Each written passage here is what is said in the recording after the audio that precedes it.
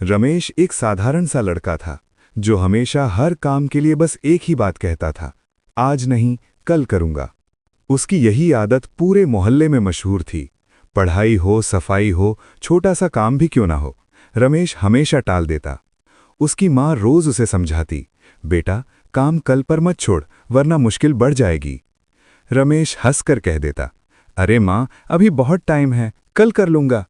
लेकिन कल कभी नहीं आता था। स्कूल में भी टीचर उसे यही समझाते। असाइनमेंट जमा करने की तारीख आखिरी दिन तक खिसकती रहती। दोस्त भी उससे परेशान रहते क्योंकि वो हर योजना में देर कर देता। धीरे धीरे सब उसे भाई बाद में करूंगा कहकर चिढ़ाने लगे।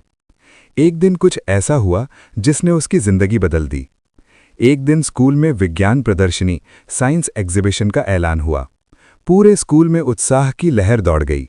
रमेश के दोस्त रोहन और कबीर बोले, चल तीनों मिलकर एक बढ़िया प्रोजेक्ट बनाते हैं।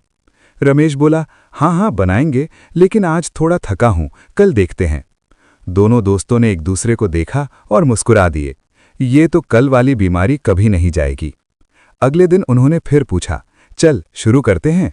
रमेश ने कहा, अरे आज क्रिकेट खेलना है, कल शुरू करेंगे। वो फिर टाल गया।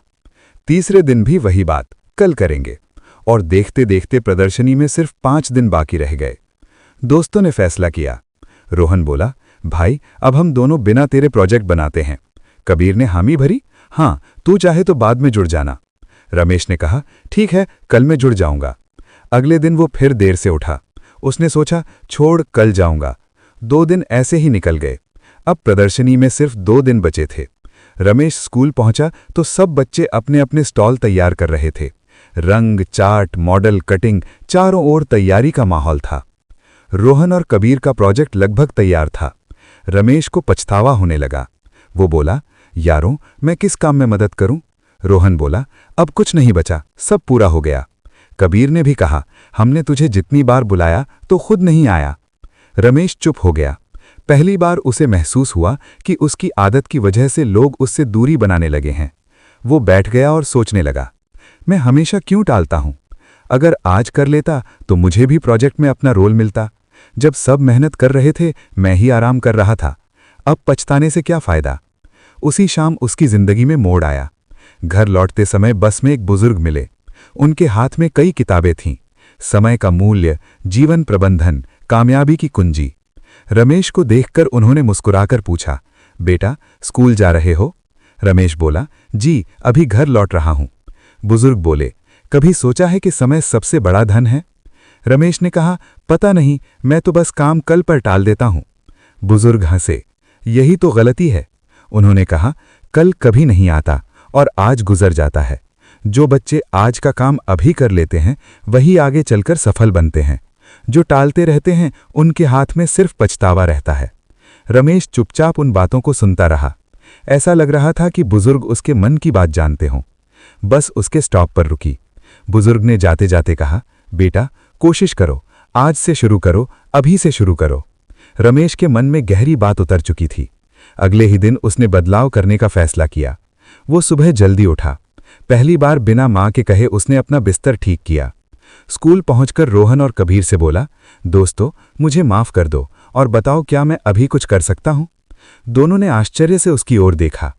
कबीर बोला, अगर सच में बदलना चाहता है तो स्टॉल की सजावट में मदद कर। रमेश ने तुरंत काम शुरू किया। रंग बिरंगे चार्ट बनाए, टेबल कपड़ा ठीक किया, लाइटिंग लगवाई, प्रोजेक्ट के लिए नाम बोर्ड बनाया। उसने पूरे मन से मेहनत की। उसकी लगन देखकर दोनों दोस्तों के चेहरे खिल उठे। रोहन बोला, यार अगर तू रोज ऐसा करे तो कोई तुझे रोक नहीं सकता। रमेश मुस्कुराया, अब मैं कुछ भी कल नहीं छोड़ूंगा। प्रदर्शनी का दिन। स्कूल में भीड़ लगी हुई थी।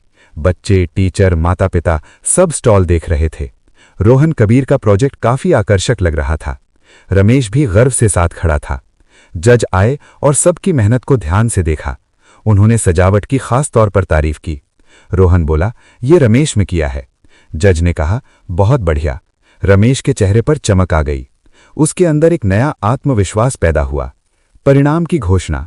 पूरे हॉल में सन्नाटा छा गया। प्रिंसिपल ने कहा, इस वर्ष का सर्वश्रेष्ठ प्रोजेक्ट अवार्ड जाता है। सब बच्चे सांस रोके खड़े थे। रोहन, कबीर और रमेश, टीम नंबर 7। तीनों खुशी से उछल पड़े। रमेश की आंखें चमकने लगी। उसने सोचा, अगर मैं कल पर टालता रहता तो आज ये खुशी न मिलती। प्रिंसिपल ने आगे कहा, टीम वर्क और समय प्रबंधन इस प्रोजेक्ट की सबसे बड़ी ताकत है। रमेश ने मन ही मन कहा, अब कभी कुछ कल पर नहीं छोड़ूंगा। कहानी का अंत और सीख। उस दिन के बाद रमेश की पूरी जिंदगी बदल गई। पढ़ाई हो या घर का काम, वो तुरंत कर देता। दोस्तों ने भी उसके बदलाव की तारीफ की। मां ने खुशी से उसे गले लगा लिया। रमेश अब सबको यही कहता है, जो करना है अभी कर लो। आज को पकड़ो, कल का इंतजार मत करो। यही छोटा सा नियम उसकी सबसे बड़ी जीत बन गया। वो धीरे धीरे स्कूल का सबसे जिम्मेदार लड़का बन गया। उसकी पहचान अब कल वाला लड़का नहीं, बल्कि समय वाला लड़का थी। और उसने ये साबित कर दिया कि जो आज बदल जाए उसका भविष्य चमक उठता है। बस शुरुआत अभी करनी होती है।